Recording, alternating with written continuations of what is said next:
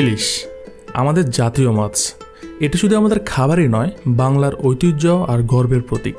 কিন্তু কখনো কি ভেবেছেন এই ইলিশ নদী থেকে কিভাবে আপনার খাবার টেবিল পর্যন্ত পৌঁছায়? একজন জেলের ঢেউয়ের সঙ্গে যুদ্ধ, আড়তের কর্মব্যস্ততা এবং বাজারের ক্রেতাদের চাহিদা সবকিছু মিলিয়ে তৈরি হয় ইলিশের এই অনন্য যাত্রা।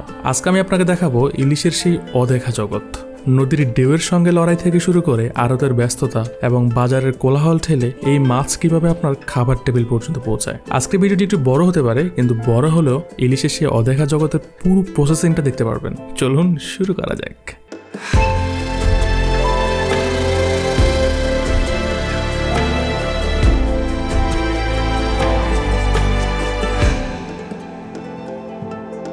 তো এখন বাজে হচ্ছে সকাল 10:30। আমরা একদম সকালে যদিও একদম ভোরবেলা প্ল্যান করছিলাম যে আমরা সকালে ভোরবেলা বের হয়ে যাবো নদীতে যারা মাছ ধরে একদম লাইভ সেটা দেখানোর জন্য বা দেখার জন্য। তো সকালবেলা কুয়াশার কারণে আমরা বেরোতে পারি নাই। ইভেন হচ্ছে আমাদের অনেক মেম্বার বা টিম মেম্বার যারা আছে তারা আসতে লেট করছে, তো যার কারণে এখন 10:30 বাজে আমরা এখন বেরোবো। তো সবাই একটু অপেক্ষা করতেছি পিছনে, আমরা সবাই এখন সেদিকে যাই। চলুন যাওয়া যাক।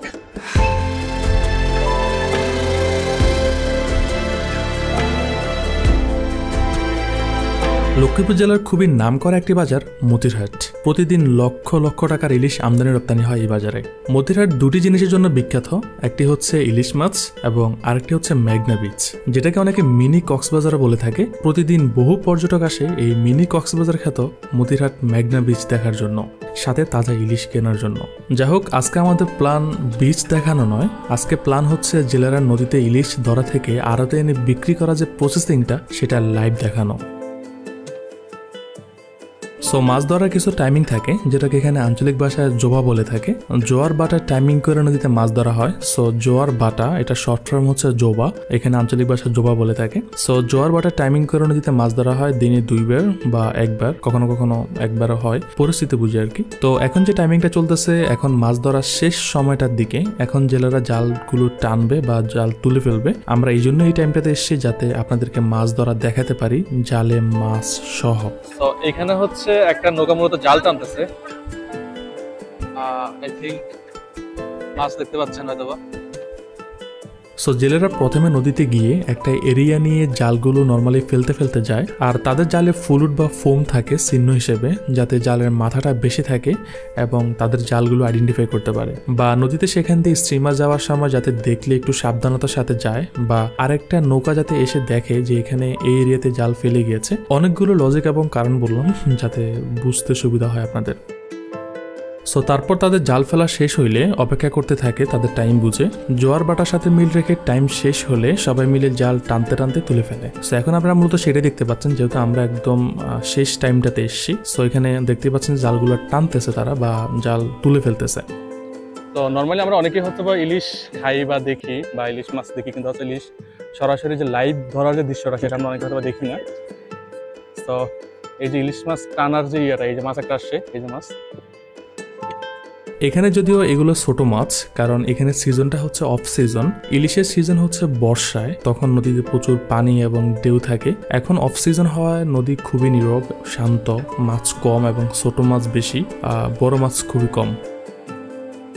তো এই সাইডগুলোতে যেটা হয় আপনার হচ্ছে এখানে আরো গভীরে যাওয়া যায়, কিন্তু আমরা কিন্তু এখনো মানে একদম গভীরে না। ওই যে চর দেখা যায় বা যে তীর, আমাদের যে মধ্যে বাজার সেটা দেখা যাচ্ছে। বাট এই নৌকাগুলো হচ্ছে ছোট ছোট নৌকা, এগুলো হচ্ছে মোটামুটি তীরের আশেপাশেই মাছ ধরে, যার কারণে খুব কম সংখ্যক মাছ পায় এবং ছোট ছোট মাছগুলো পায়। যারা হচ্ছে একদম গভীরে যায়, বড় যে নৌকাগুলো, এগুলো তো ছোট নৌকা, যার কারণে গভীরে যেতে পারে না। যেগুলো একটু বড় নৌকা তারা হচ্ছে একদম গভীরে যায়। আর এখন যদিও নদী অনেকটাই নীরব, কারণ এখন হচ্ছে কি উইন্টার সিজন। উইন্টার সিজন হচ্ছে তাদের মানে আমাদের যে মাছের কথা বলি সেটা হচ্ছে অফ সিজন বলে আর কি। অফ সিজন নদীগুলো অনেকটাই শান্ত বা নীরব থাকে।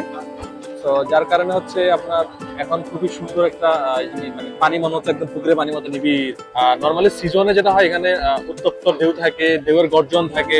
আচ্ছা, ওইদিকে মাছ এখান থেকে প্রথম হচ্ছে জালে উঠানোর পরে জাল মাছগুলো হচ্ছে এভাবে থাকে। দেন এই যে মাছ লাফাচ্ছে অলরেডি, তাজা ইলিশ। এই যে মাছ লাফাচ্ছে অলরেডি আমার হাতে, এই যে। দেন মাছগুলো হচ্ছে পরে জাল টানার পরে তারপরে মাছগুলো হচ্ছে খুলে খুলে দেন ওই পাশে রাখে, ওই যে বাক্সে রাখে বা ট্রেতে রাখে আর কি।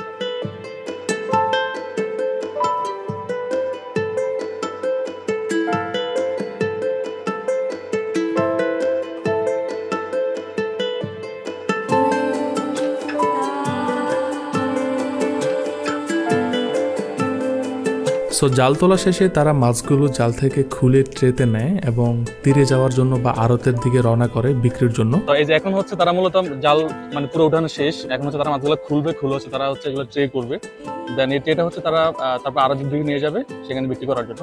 তো এখন তাদের মোটামুটি জালটা গুলো এখন তারা আড়তের দিকে চলে যাবে। চলুন আমরা তাদের সাথে যাত্রা করি বা আমরা তাদের সাথে আড়তে যাই।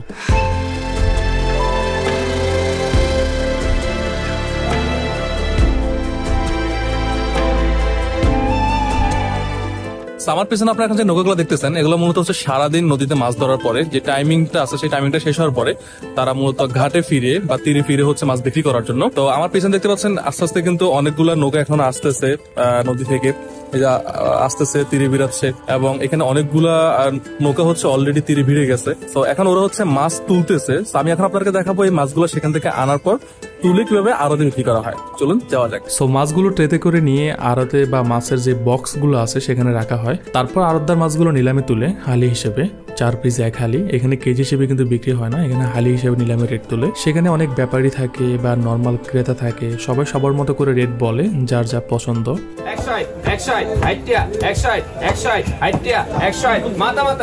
তারপর সেখান থেকে 10 টাকা 5 টাকা করে রেট বাড়াতে থাকে, নিলামের সিস্টেম যেটা হয় আর কি।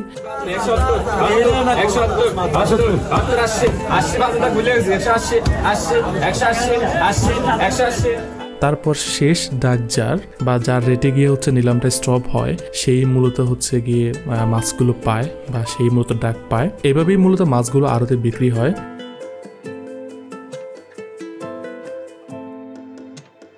সো তারপর তারা হচ্ছে মাছ বিক্রি শেষে টাকাগুলো নিয়ে নৌকায় চলে যায় এবং পরবর্তী মাছ ধরা যে টাইমিং থাকে সেই টাইমিং এর আগে তারা তাদের জালগুলো হচ্ছে গুছিয়ে নেয়। অনেক সময় মাছ ধরে যখন একটা জোবা শেষ হয় বা একবার যখন মাছ ধরে আসে তখন অনেক সময় জাল চিরে যায় বা জালে কোনো সমস্যা দেখা দেয় বা হয় কোনো একটা প্রবলেম দেখা দেয়, তখন এগুলো হচ্ছে তারা সবকিছু সবাই মিলে বসে এগুলো সেলাই করে বা পুরোপুরি জাল রেডি করে রাখে পরবর্তী জোবার জন্য বা পরবর্তীতে আবার মাছ ধরতে যাওয়ার জন্য। সো এভাবেই একজন জেলের নদীর ঢেউয়ের সঙ্গে লড়াই থেকে শুরু করে আড়তের ব্যস্ততা এবং বাজারের কোলাহল ঠেলে এই মাছ আপনার খাবার টেবিল পর্যন্ত পৌঁছায়।